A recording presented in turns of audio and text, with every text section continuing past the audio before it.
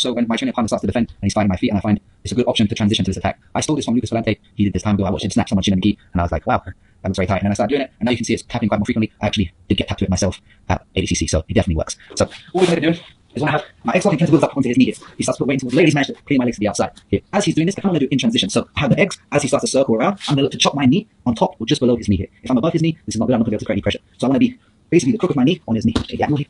So I want to be near my knee pit on top of his knee. I'm then going to lock on my own shin. You can look a triangle or you can look foot to foot. It doesn't really matter. The main thing I want you to think about is pinching your knees together and clamping here. So I bring my heels towards my butt, and now I'm going to punch my hand as far across my hip as possible. So I'm closing my elbow down towards my hip. Now I can use my right hand to self-frame on my knee. So I'm pinching my knees together, and now I just need to think about unweighting the foot. And I'm going to do this by pushing my knees away from the chest here, and now extending, punching my hand across here. The extension on his knee is what's going to bring his knee to the floor, right? If I'm just here and I'm trying to rip my hands towards the ceiling, it's not going to work. I'm going to think about pushing my knees away from the chest, lifting, and then getting attacked from here. You can look to lace the foot inside. I have found I had more success with just hooking the shin and basically stomping towards the mat. This is me just stomping without putting much pressure with my upper body. If I then get a nice grip and I look at stamping while pushing on my knee, this is a very nice transition. We can also do this, as we spoke earlier, off of transitions, such as when he's coming my leg outside and I go towards the Bafayashi, I'm unweighting the leg, I can then shoot back out across from here.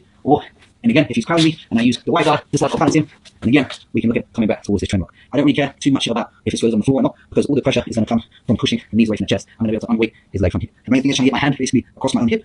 I don't want to be able to see through this gap. When I see a lot of people doing it, they're locking, and I can see, if I can see the wall through my legs, this is not good. I want to be able to close off this space. Notice how now I'm basically suffocating Ken's leg, and then I can look at pushing away from my chest. Right. So I'm here now, I can self-frame on top of my own knee, pushing away, getting a really tight tap. Also, sometimes if I can get a little bit of heat exposure, I can get some more pressure on top of the knee from here.